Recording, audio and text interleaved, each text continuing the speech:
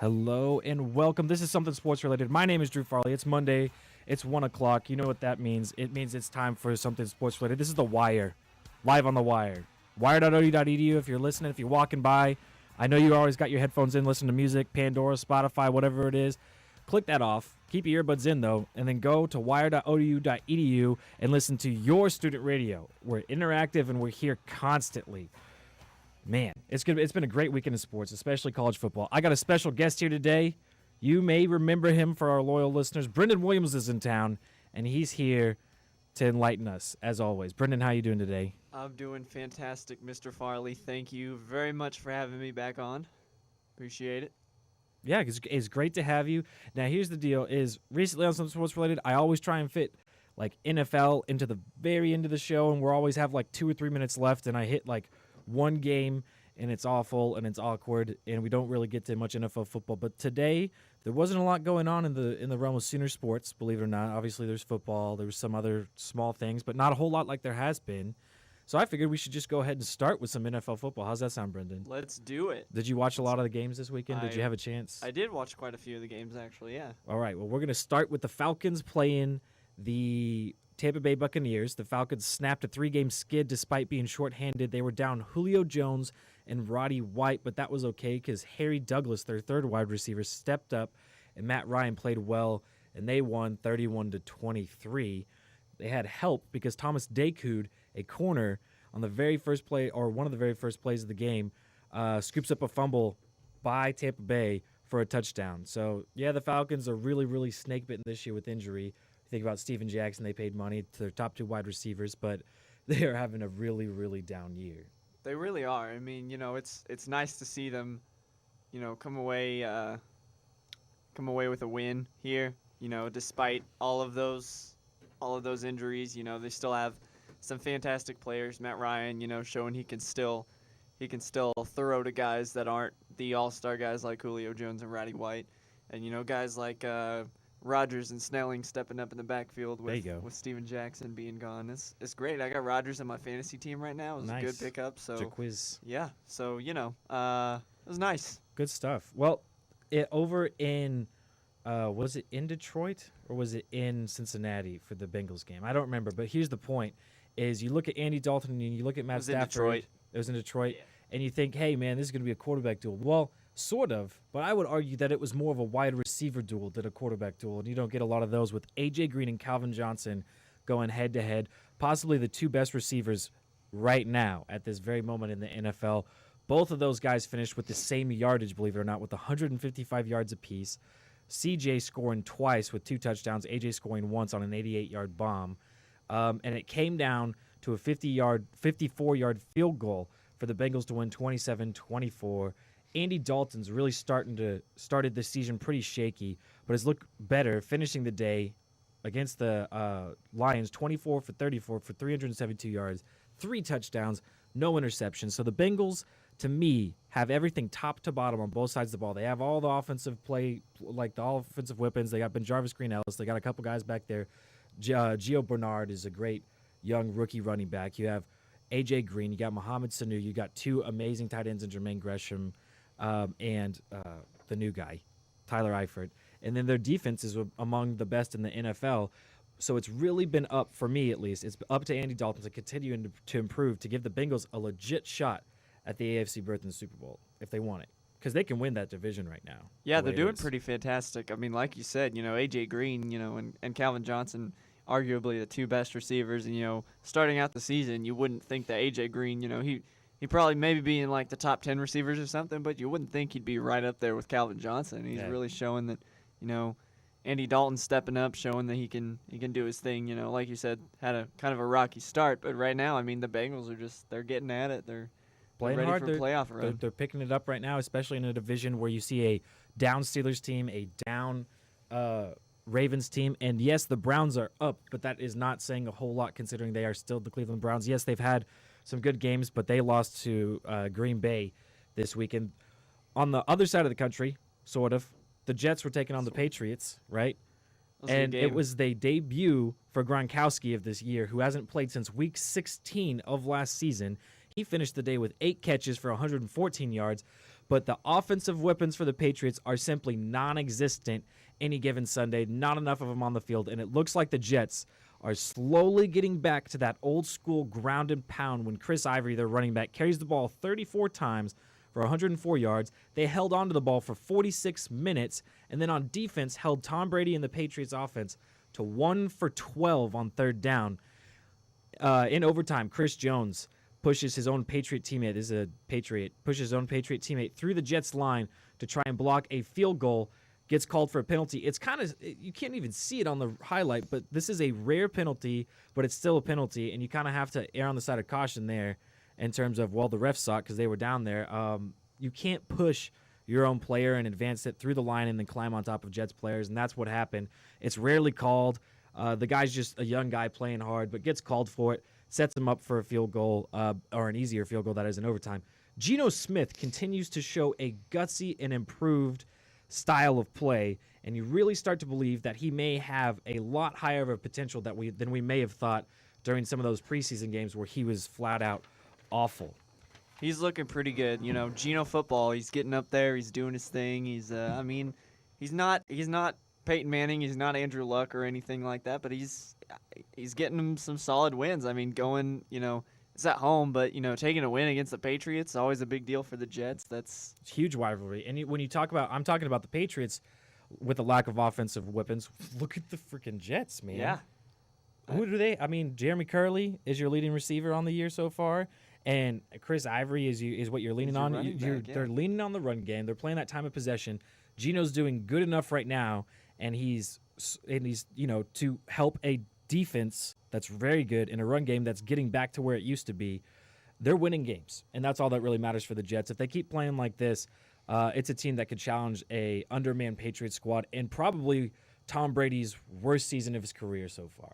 Tom Brady is having a pretty rough season, and it is kind of nice to see that. I'm not really a huge Tom Brady fan at all, but that Jets defensive line it's pretty good. They were getting to Tom Brady, but Tom Brady he also, like you said, a lot of his the cupboard is empty at receiver. There's nobody to throw it to. What's he gonna do? He's got a lot of new guys. They're not really understanding what he wants. You can see week after week he's just upset. Maybe sometimes at himself, maybe sometimes at the receivers because they ran the wrong route, but you can just tell it's frustrating on him. Good. Let's move on because we got a couple more games to get to. There was a shootout in Washington when the Bears' defense showed cracks against a talented Washington offense that seemed to finally put it together despite struggling early in the season. In this game, Devin Hester scored his 19th career touchdown on a return, and Jay Cutler goes down in the second half. It came out earlier, just within the last hour or so, that Jay Cutler will be out at least 4 weeks with a groin injury, so that could be big news. But here's the good news. And when Josh McCown went in for Jay Cutler, he played well against what is normally a very strong Redskins defense. Story of the game, though, is RG3 has finally found his swag despite struggling in the early part of the season and early in this game. The Heisman winner played extremely well, finishing the day at 18 for 29 for 298 yards, 2 touchdowns, and 1 pick. The key to this offense, to this whole entire football team for the Redskins, is when RG3 can push it down the field and threaten in the pass game on play action, it opens up what the Redskins do best, and that is run the ball with a talented stable of running backs, including Morris and Roy Halou coming back into the fold this weekend with 3 touchdowns. Roy Halou did pretty fantastic. I wasn't expecting him to come, hadn't played in forever. Yeah, get 3 touchdowns like that. And, you had mentioned that RG3 kind of got his swag back. I honestly, I'm still holding the fact that I don't think RG3 ever really lost his swag. I think his numbers weren't maybe as high in the beginning of the season as they have been. But if you look at last year, they also kind of started out a little lower, and then he just continues to get a little better as the season goes on. And, that's just kind of, you can chalk that up to, him coming back from the injury or whatever. I think that probably has to do a lot of how he is effective in the run game. He's now getting more rushing opportunities. And that's something that gets lost in the whole mix. Like, not even a year ago, like 4 or 5 months ago, the story of the NFL was this entire controversy with Robert Griffin going down and the whole Mike Shanahan controversy. Should he have played him? Should he have not? He's got an ACL injury. Oh, wow, Adrian Peterson just came back. Well, Robert Griffin's come back, and he's, like you said, he's not played terrible, but he's not looked like he did at the end of the season. And like you said, they started off slow last season. He's coming off this enormous injury. The fact that he's played every game is actually a testament to his toughness and ability to recover. And as he continues to get healthier and improve, and they keep him weary in the run game, which a couple weeks ago the Cowboys played the Redskins, he ran for 78 yards. This guy's still got it. He's just being smarter with it. This is a guy who knows, okay, last year I was explosive and we set some records and all this stuff. And believe it or not, despite the early struggles for the Redskins, the NFC East is still wide open. It is very wide open. It's a very weak division right now, and the only reason they are still 2 games back is because the Eagles and the Cowboys played each other at 3-3. And one of them had to win. Exactly. So 4-3 Cowboys lead the division.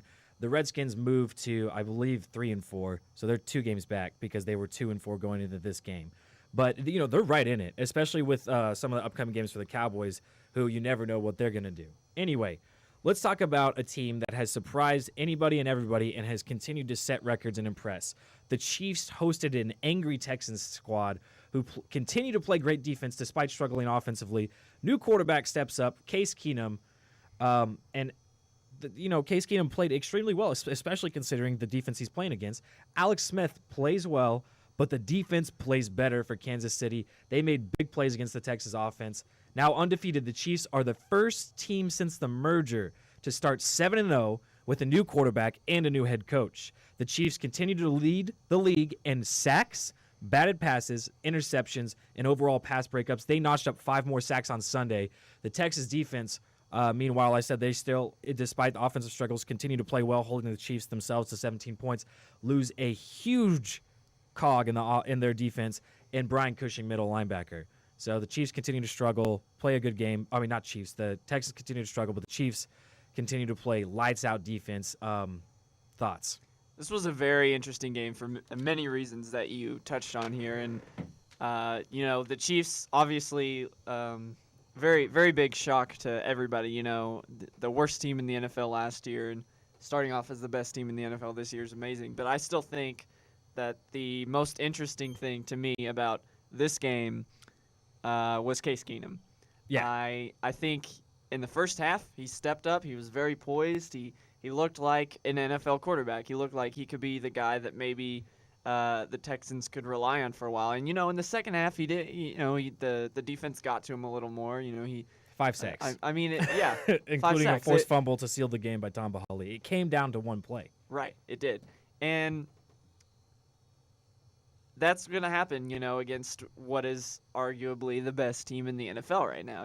That only undefeated team left. Exactly. So I kind of still want to hold on to the fact that Case Keenum could be a potential guy for them to look at. And I would really, I thought, honestly, I don't remember how many years ago it was, like 2 or 3 years ago. When he came out of Houston. When he was the Heisman contender. Yeah. I thought he should have won the Heisman. He had exceptional numbers there in Houston. It was Houston, but I think he could potentially be, a quarterback that people should give a look at. Definitely. I mean, I think, and this is not anything against Matt Schaub, but he's kind of got this, almost like Tony Romo syndrome in the sense that he's a good quarterback. He puts up good numbers, but somehow he finds a way to give it away. And sometimes if you've got the depth there or you have lost faith or an injury happens, you give a younger guy a chance, and if he proves himself just enough, I think he deserves a legitimate shot. He played well in this game. He did, especially considering that he was making throws under pressure. He was making hard throws. And when you start looking at this is a running football team, the Texans are, and he's throwing to probably what is only one truly good receiver in Andre Johnson, and he's doing well. So I mean, you mentioned Tony Romo there at the beginning, kind of, and another thing I think he has in common with Tony Romo is that he is the younger quarterback who came out of a smaller school, and it's kind of when the older veteran quarterback gets hurt and he comes in and people kind of see how he is. That's how Tony Romo got his start in the NFL, is because he was able to show. Right. Nobody thought anything about him. Nobody really knew who Tony Romo was until that happened. And so maybe, again, Case Keenum, same thing can happen for him. Well, quarterback storylines was the story of the night, especially late at night when Peyton Manning returned to Indianapolis for the first time, not wearing blue and white. Peyton Manning is still winless against the Colts. Yeah.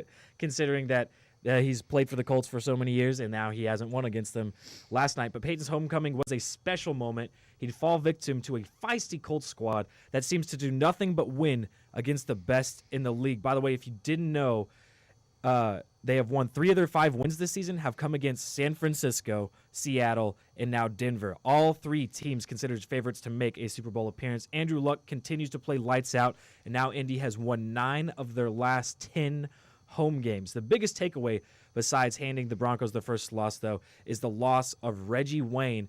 Tears his ACL, out for the rest of the season.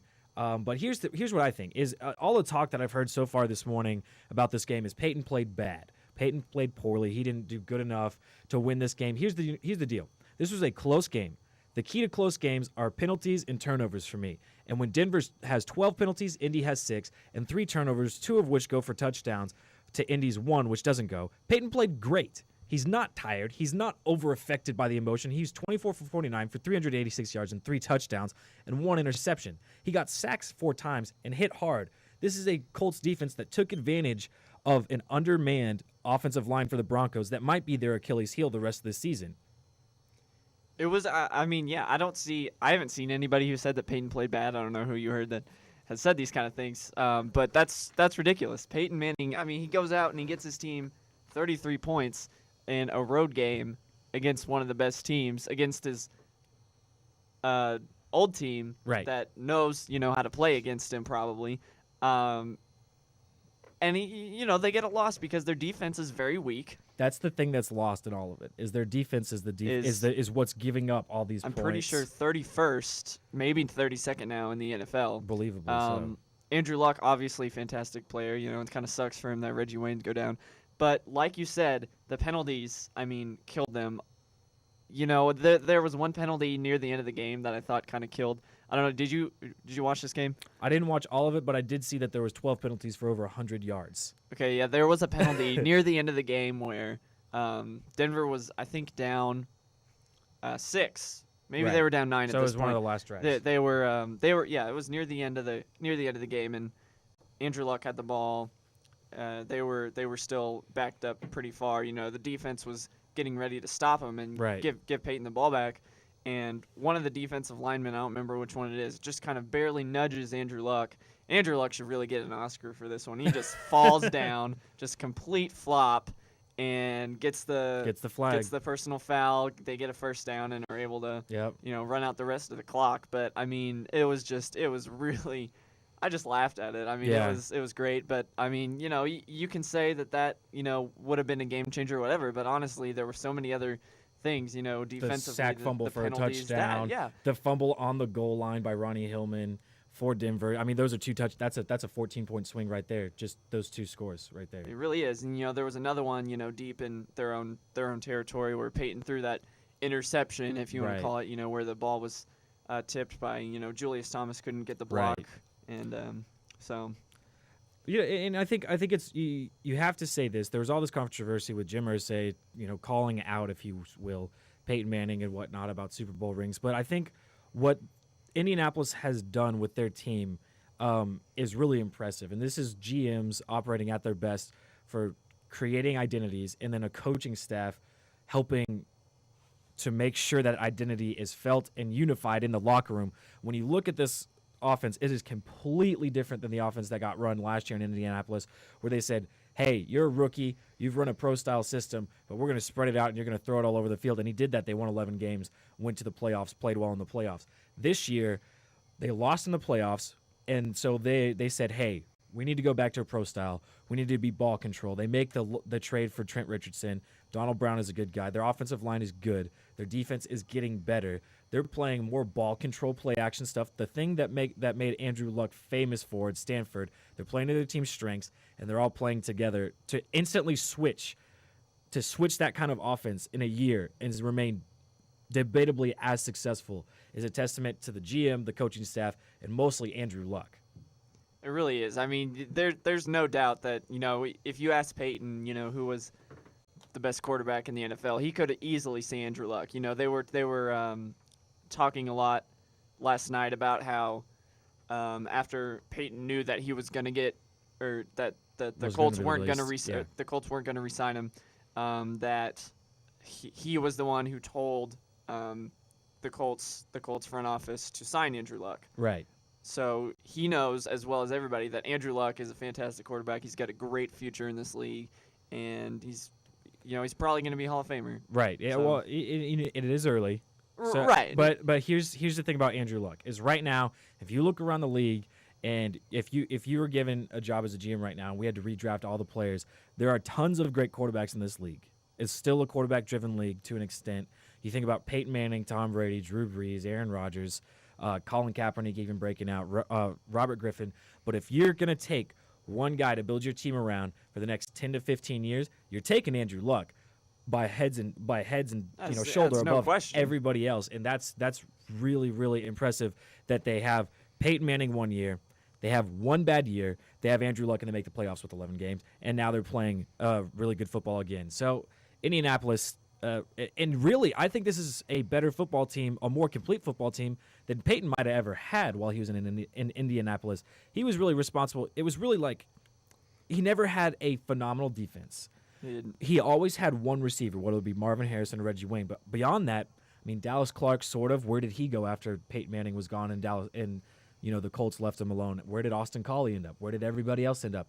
He made those guys better by being on the team. He had to carry his team throughout forever. It's really a story of him taking a terrible football team and turning them into what they are now. And he really doesn't really get to see all of the work come to fruition despite building that house. And I think he got respect from the fans. But that's my bit about that. Does a great game. Tonight is the Minnesota Vikings against the New York Giants. It is not the most fun, big-time build matchup What ever. is it? One win one between win, both teams? Yes.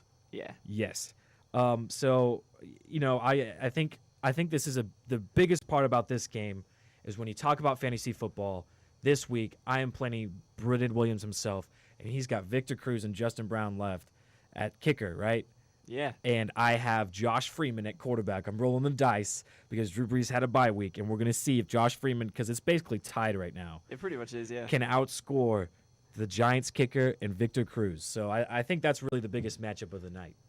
It is. Well, it's the only matchup It's of the the night. only matchup so, of the night. No, obviously Adrian Peterson, we'll see if he shows up because he's had obviously the tragedy in the past couple weeks. But both teams' defenses have just been atrocious the entire season. And when you look at the Giants, they can't get a pass rush. It's rough at coverage. And Eli Manning has always been a gunslinger. But when we criticize him when he's throwing more interceptions than touchdowns, but he's playing the same game that he's always been playing. The problem with the Giants offensively is really that they have no run game, and that when they do run the ball, they're turning it over. So he has no choice except to pass the ball, And which he's not doing well because the wide receivers are not really stepping up in a big way. So the Giants are extremely 0-6 right now. I believe the only next to the Jaguars, probably the worst team in the NFL. So just really close. I mean, do they play each other at all this year? I don't 'Cause know. that would be I don't think so. The very battle of the interesting unbeatens. matchup. Yeah. Anyway, so that was fun. We never really get to NFL. We just hit a bunch of games. So we'll try and do that more often. We're going to do a quick look around in Sooner Sports, just a few quick updates. There wasn't a lot of action, like I said, but the men's cross-country team and the women's cross-country team were both in action. The men's cross-country team finished 9th, and the women's team placed 27th at the 2013 Pre-National Invitational in Terre Haute, Indiana on Saturday. Next up for the cross-country team, they'll be in action in Waco at the Big 12 Cross-Country Championships on Saturday, November 2nd. Cross-country here on something sports-related.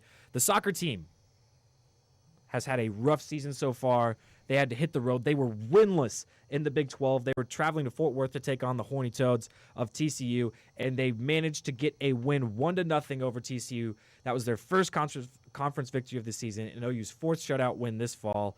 The Sooners are now 4-10-1, 1-4-0 in the Big 12. They had to go to Texas on Sunday, though, and would fall to the 25th ranked Longhorns 1-0 on Sunday afternoon. And get this Friday is the last chance for OU soccer. If you're in Norman, it's the last home game for OU soccer. Well, that was fast. Right? It snuck up on us. It's the final home game of the season against West Virginia.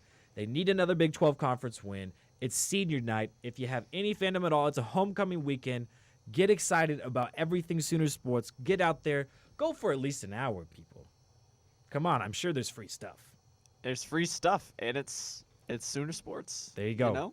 What else do you need to say? The University of Oklahoma volleyball team made quick work of Baylor in a 3-0 road win on Saturday afternoon. The Sooners improved to 16-4 overall, 4-2 in Big 12 play. They'll be back in action this Wednesday night, also taking on TCU, before returning to Norman this Saturday to take on West Virginia at 11 in the morning. Here's the deal. Brendan, you know this because last year you were on something sports related, and we talked about volleyball week in, week out. Yeah. This is a team that's getting better each and every year. And they're exciting. They're very exciting. Obviously they lose Sally McLaurin next year, but they're tons of young talent. And here's the deal. Like I said, it's homecoming weekend. Don't tell me you're not going to be in Norman around 11 a.m. to at least go check out the volleyball team taking on West Virginia, because I said soccer, one more game of the season. Volleyball, this is one of the last two. And McCaslin Fieldhouse, they have only lost once all season. They have not fallen to a ranked opponent in McCaslin Fieldhouse, and it's because it's a great home court advantage. It's a wonderful venue to go check out. It's a historic site. You're coming here for homecoming anyway. Check it out. So, yeah, these people should really be able to go check out those games. Like you said, it's the last ones of the season, basically. You should go check them out. I don't really know a whole lot about the OU volleyball team this year. I know Texas is doing phenomenal. As always. But, it'd be nice to see. It's Sooner sports. What are you going to do? Yeah, and 16-4 is a very good record, especially considering that they've beat now. They're 3-1 against ranked opponents, losing to only Texas. Right. That's pretty good. Who is a top 5 volleyball team. Yeah, I mean, they're fantastic. So, anyway, we'll get to college football after we take a quick break. OU struggles early against Kansas, but puts it all together. This weekend, homecoming weekend, 10th ranked Texas Tech takes on 15th ranked OU. The last time the Red Raiders were ranked above OU, they were 2, OU was 5, and it was the best atmosphere in my lifetime here at Norman. It was a slaughter, and it was amazing. We'll be right back. So